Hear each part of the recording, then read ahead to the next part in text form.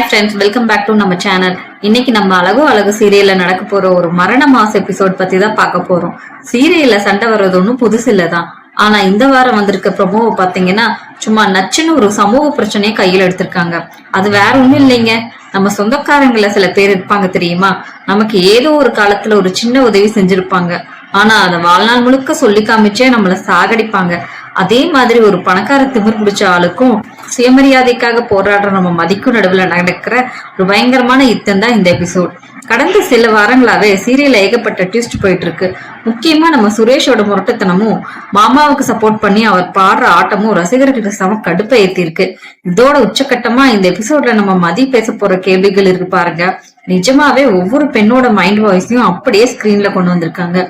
ஒரு பொண்ணு பூந்த வீட்டுக்கு போயிட்டா அவளோட கௌரவத்தையும் சுயமரியாதையும் அடகு வச்சுட்டுதான் வாழணுமா, இல்ல தட்டி கேட்கணுமா? வாங்க இன்னைக்கு எபிசோட்ல என்ன கூத்து நடக்க போகுதுன்னு விலாவரியா அலசிடுவோம். கதை எங்க ஆரம்பிக்குதுன்னா, நம்ம மதியோட அம்மா வீட்டுல ஒரு சூப்பரான குடும்ப விருந்துக்கு ஏற்பாடு பண்ணிருக்காங்க. சுரேஷ், அவனோட மாமா தங்கராஜ், அப்புறம் குடும்பத்துல இருக்க எல்லாரும் அந்த விருந்துக்கு வராங்க. சரி, வந்த இடத்துல எல்லாரும் சந்தோஷமா சாப்பிட்டு கதை பேசிட்டு போவாங்கன்னு பார்த்தா, இந்த தங்கராஜ் இருக்காரே அவரோட வாழை ஆட்ட ஆரம்பிச்சிடுறாரு. அவருக்கு என்னன்னா, இந்த குடும்பத்தை காப்பாத்தின மகராச அவர்தாங்கிற ஒரு அலிபாபா லெவல் தலகணும். இந்த வீட்டுக்குள்ள கால் வச்சதுல இருந்தே மதியோட அப்பாவையும் அம்மாவையும் மட்டம் தட்டி பேச ஆரம்பிச்சுட்டாரு. நான் இந்த வீட்டை உங்களுக்கு கட்டி கொடுத்தேன், அத்தனை லட்சம் செலவு பண்ணினேன், நான் மட்டும் அன்னைக்கு ஹெல்ப் பண்ணலைன்னா நீங்க இந்நேரம் ரோட்ல நின்றுப்பீங்க அப்படின்னு 1000 வாட்டி ஒரே விஷயத்தை திரும்ப திரும்ப சொல்லி காமிச்சு அசிங்கப்படுத்துறாரு.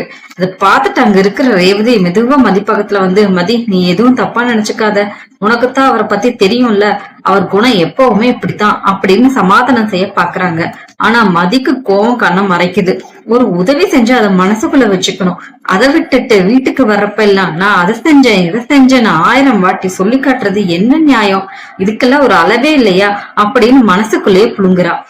மலரும் ஒரு பக்கம் மதியை இழுத்து, மதி கொஞ்சம் சும்மா இரு, எதுக்கு இப்ப சண்டை, நாம இங்க விருந்துக்கு தானே வந்திருக்கோம், தயவு செஞ்சு அமைதியா இரு அப்படின்னு அவளை கண்ட்ரோல் பண்ண பாக்குறாங்க. ஆனா அங்க வெடிக்க காத்துட்டு இருக்க எரிமலைக்கு ஒரு சின்ன பொறி தேவைப்பட்டுச்சு. அந்த பொறி வேற யாரும் இல்லைங்க, நம்ம தங்கராஜே தன் கையால விக்கிறாரு. விழுந்து விழுந்து கவனிக்கிற மதியோட பெத்தவங்கள ஒரு மனுஷனா கூட மதிக்காம சீன் போட்டுட்டு இருந்த தங்கராஜோட பார்வை அங்க அமைதியா உட்காந்து மொபைல் போன் பாத்துட்டு இருந்த மதியோட தங்கச்சி அறிவு மேல விழுகுது. அறிவு பாட்டுக்கு போனை யூஸ் பண்ணிட்டு இருக்கிறத பார்த்த தங்கராஜ் தேவையில்லாம அவகிட்ட வம்பளுக்க ஆரம்பிக்கிறாரு. யார் கூட பேசிட்டு இருக்க, என்ன பண்ணிட்டு இருக்க அப்படின்னு ரொம்ப அதிகாரமா கேட்டு அறிவோட பர்மிஷனே இல்லாம அவ கையில இருந்த போனை வம்படைய புழுங்குறாரு. ஹலோ பாஸ், ஒரு பெண்ணோட பர்சனல் விஷயத்துல அதுவும் சம்பந்தமே இல்லாத ஒருத்தர் வெறும் காசு திமிர்ல தலையிடுறத நம்ம மதியால செகண்ட் கூட தாங்கிக்க முடியல. அவளோட பொறுமை அத்தோட க்ளோஸ். நேரா போய் தங்கராஜ் முன்னாடி நிக்கிறா மதி. அவ கண்ணுல அப்படியே நெருப்பு பறக்குது. போதும், இத்தோட நிறுத்திக்கோங்க அப்படின்னு மதி சத்தமா சொன்ன அந்த ஒரு வார்த்தையில ஒட்டுமொத்த ஹாலும் அப்படியே சைலண்ட் ஆயிடுச்சு. தங்கராஜுக்கு அப்படியே ஷாக்கு. சுரேஷ்க்கு என்ன நடக்குதுன்னே புரியல. மதியோட அம்மா அப்பா பயத்துல நடுங்க ஆரம்பிச்சுட்டாங்க. ஆனா மதி இன்னைக்கு யாரையும் பார்த்து பயப்படுறதா இல்ல.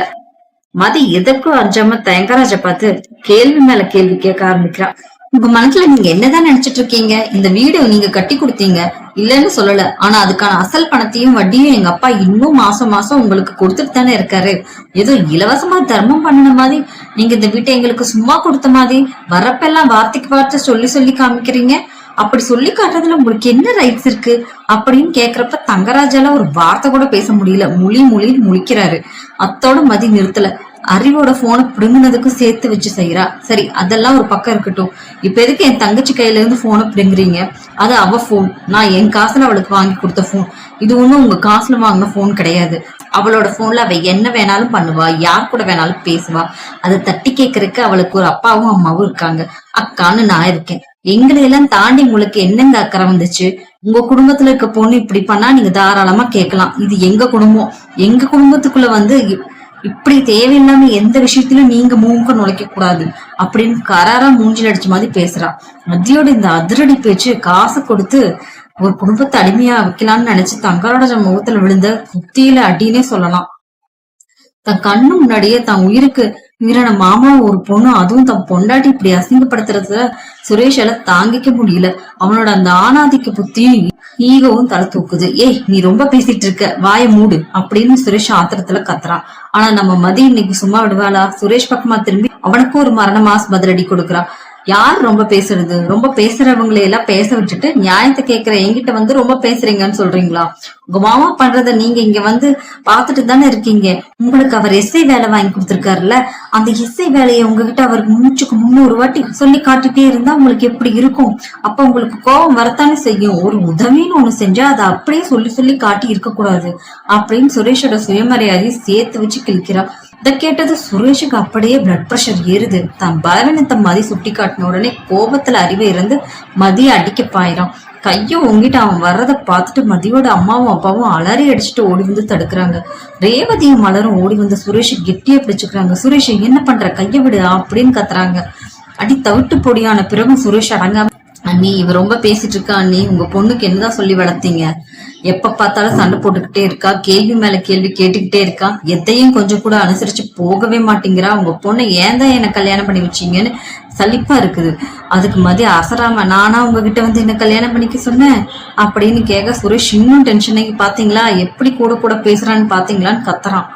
நிலைமை கைமீறி போறத பார்த்த தங்கராஜ் இப்போ ஒரு புது நாடகத்தை ஸ்டார்ட் பண்றாரு.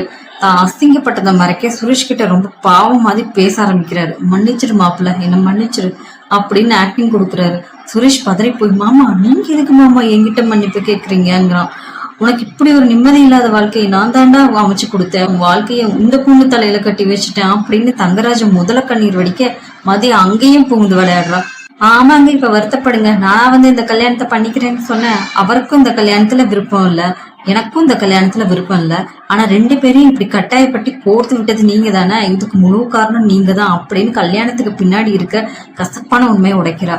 சுரேஷும் ஆவேசமா, நீ சும்மா இரு, இல்லைன்னா நான் என்ன பண்ணுவேன்னு தெரியாதுன்னு மிரட்டுறான். நிலைமை இன்னும் மோசமாகாம இருக்க மதியோட அப்பாவும் மலரும் மதிய வலுக்கட்டாயமா இழுத்துட்டு ஒரு ரூமுக்குள்ள போறாங்க. அங்க மதியோட அம்மா பயத்திலையும் பதற்றலையும் மதி மேல கத்த ஆரம்பிக்கிறாங்க. கொஞ்ச நேரம் கூட உன்னால சும்மா இருக்க முடியாதடி, அவரை பத்தி உனக்கு தெரியும் இல்ல, தங்கராஜரை இப்படித்தான் பேசுவாரு, அப்படித்தான் பண்ணுவாருன்னு உனக்கு தெரியும் இல்ல. இந்த வீட்டுக்கு நீ போய் 1 மாசம் ஆயிருக்கும்ல, இன்னும் அந்த வீட்டுல இருக்கிறவங்களுக்கு உன்னால புரிஞ்சுக்க முடியலையா? அவர் அப்படி பேசினா சரி பேசிட்டு போகட்டும்னு சொல்லி விட்டு தொலைய வேண்டியதானே, ஏன்டி இப்படி பிரச்சனை மேல பிரச்சனை இழுத்து வைக்கிறேன்னு கேக்குறாங்க. அதுக்கு மதிப்பு சொல்ற பதில் நிஜமாவே சூப்பருங்க. நான் என்ன பிரச்சனை பண்ணேன்? அவர் இப்படி நம்மளை அசிங்கப்படுத்துற மாதிரி நம்ம வீட்டுக்குள்ளேயே வந்துருவாங்க, முன்னாடி பேசிட்டு இருப்பாரு, அதை பார்த்துக்கிட்டு கேட்டுக்கிட்டு நம்ம அமைதியா இருக்கணுமா? சும்மா இருக்கணும்னு சொல்றியா கேக்குறா. அம்மா சொல்றாங்க, கொஞ்ச நேரம் பொறுமையா இருந்தி, இங்க பாரு, உன் குணத்தை பத்தி எனக்கு தெரியும், அப்பாவுக்கு தெரியும், ஆனா வெளியில இருந்து வந்திருக்கவங்களுக்கு உன் குணத்தை பத்தி தெரியாதுடி, அது அவங்களுடைய குணம், நீ கொஞ்சம் விட்டு கொடுத்துதான் போயேண்டின்னு சொல்லுவாங்க.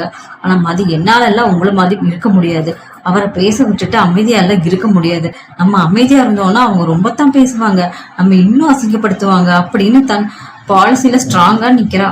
வெளியில தங்கராஜ் கோபமா, ரேவதி வா கிளம்பலாம் அப்படின்னு கிளம்புறாரு. மதியோட அப்பா எவ்வளவு தடுத்தோ அவர் கேக்குறதா இல்ல. போதுங்க, உங்க வீட்டுக்கு வந்தது நல்ல மரியாதை கிடைச்சது போதும், நான் கிளம்புறேன்னு சீனை போடுறாரு.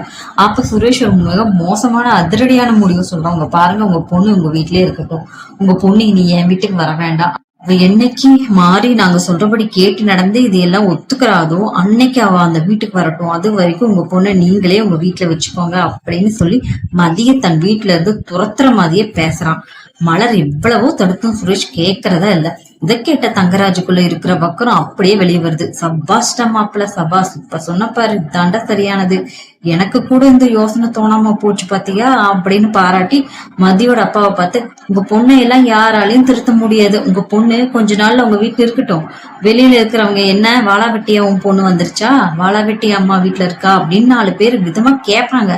அப்பதான் உங்க பொண்ணுக்கு உரைக்கும், புகுந்த வீட்டுல போய் நம்ம ஓவரா வாய் பேசிட்டோம் போல, அதனாலதான் அவங்க நம்மள இங்க விட்டுட்டு போயிருக்காங்கன்னு தோணி உங்க பொண்ணுக்கு கொஞ்சமாவது திருந்தும் அப்படின்னு ஒரு பொண்ணோட வாழ்க்கையை வச்சு ரொம்ப கேவலமா பேசுறாரு.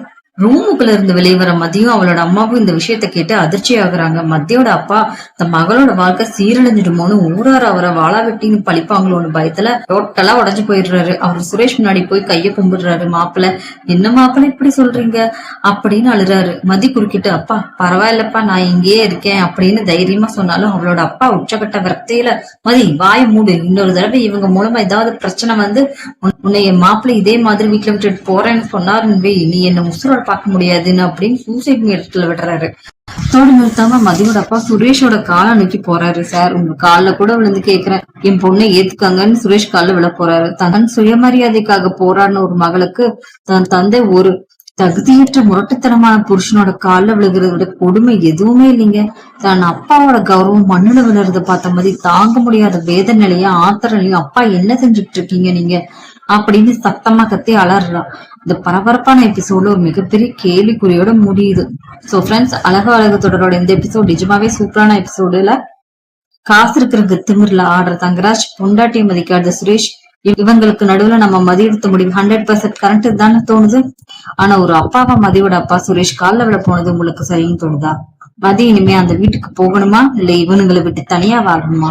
உங்களோட கமெண்ட்ஸ் கீழே சொல்லுங்க. இந்த வீடியோ பிடிச்சிருந்தா லைக் பண்ணுங்க, ஷேர் பண்ணுங்க, மறக்காம நம்ம சேனலை சப்ஸ்கிரைப் பண்ணுங்க. அடுத்த வீடியோல பார்ப்போம். தேங்க்யூ.